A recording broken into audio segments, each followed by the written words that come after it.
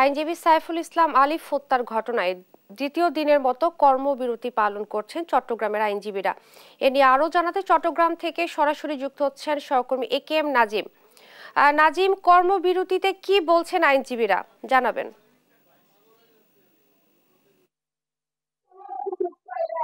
দ্বিতীয় দিনের মতো আদালত বর্জন করে চট্টগ্রাম জেলা আইনজীবী সমিতির নেতারা কিন্তু আদালত প্রাঙ্গণ এলাকায় মিছিল সমাবেশ করছেন এবং এই সমাবেশ থেকে তারা যদি বারবার বলছেন আপনার আইনজীবী সাইফুল ইসলাম আলিফ হত্যাকাণ্ডের সাথে যারা জড়িত তাদেরকে যেন দ্রুত আইনের আওতায় আনা হয়। মূলত গত 2 দিন আগে আদালত প্রাঙ্গণ এলাকায় ইসকন নেতা চিন্ময় কৃষ্ণ প্রভুকে আদালতে নেওয়ার পর আদালত যখন তাকে জামিন না মঞ্জুর করে কারাগারে পাঠানো দিতেছে, তারপর থেকে মূলত তার অনুসারীরা সনাতন ধর্মের মানুষরা কিন্তু পুরো আদালত পাড়া এলাকায় রণক্ষেত্রে পরিণত করে। এই সময় তারা আইনজীবী সাইফুল ইসলাম আরিফকে আদালত পাড়ার এক পাশে নিয়ে গিয়ে কুপিয়ে মেরে আসলে হত্যা করে। তারপর পরে কিন্তু পুরো চট্টগ্রামের মানুষ এবং আইনজীবী সমিতির নেতারা কিন্তু খুবই ফুসছেন। আমরা দেখেছি গতকালকে এই ঘটনার পর গতকালকে আইনজীবী সমিতির নেতারা আদালত বর্জন করেছেন এবং আজকেও তারা আদালত বর্জন করে আদালত পাড়া এলাকায় মানববন্ধন বিক্ষোভ সমাবেশ মিছিল করেছেন এবং আইনজীবী সমিতির নেতারা বলছেন যে প্রকাশ্যে দিবালোকে একজন আইনজীবীকে এভাবে কুপিয়ে হত্যাকাণ্ড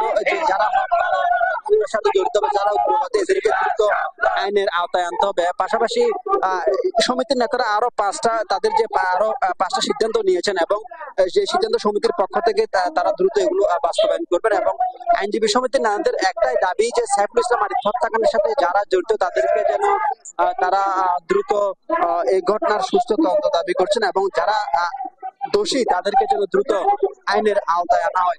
আমরা একটা বিষয় লক্ষ্য করছি, সকাল থেকে কিন্তু আইনজীবী সমিতি নেতারা সহ সর্বস্তরে যারা আইনজীবী রয়েছেন সব আইনজীবীরা কিন্তু আদালত প্রাঙ্গণে এসে বিক্ষোভ সমাবেশ করছেন, মিছিল করছেন এবং মানববন্ধন করছেন। তারা যেটি বারবার বলছেন যে ইসকনের উগ্রবাদী যারা সদস্য রয়েছেন, যারা আদালত এলাকায় তাণ্ডব চালিয়েছেন, তাদেরকে যেন দ্রুত আইনের আওতায় আনা হয়। এবং আমরা যেটা জেনেছি গতকাল কিন্তু পুলিশের পক্ষ থেকে এই ঘটনায় নগরের কোতোয়ালি থানায় 3টি মামলা দায়ের করা হয়েছে। এখানে সুনির্দিষ্ট বেশ কয়েকজনের যেন উল্লেখ করে এবং 600 থেকে 700 জনকে আসামি করে কিন্তু মামলাটি দায়ের করা হয়েছে। ইতিমধ্যে এই ঘটনায় আইনজীবী সাইফুল ইসলাম আলিফ হত্যাকাণ্ডের ঘটনায় কিন্তু 6-7 জনকে শনাক্ত করা হয়েছে বলে সিএমপি কমিশনার পক্ষ থেকে আমাদেরকে জানানো হয়েছে। পাশাপাশি এখন পর্যন্ত এই ঘটনায় 28 জনের অধিক আটক আছে এবং তাদেরকে এইসব মামলাগুলোতে গ্রেপ্তার দেখানো হয়েছে। এবং গতকালকে রাত্রেও কিন্তু আইন শৃঙ্খলা বাহিনীর কঠোর অভিযানে 7 জনকে আটক করা হয়েছে বলে আমরা জানতে পেরেছি। তাদের মধ্যে যে 6 জন, সেই 6 জন কিন্তু এই ঘটনায় আদালত এলাকায় তাণ্ডব,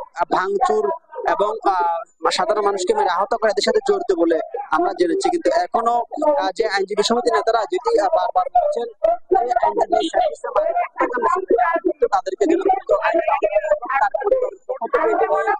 হত্যা মামলা দায়ের করা হয়েছে। তৃতীয় দফা জানানো হয়েছে তার বাড়ি এলাকায়।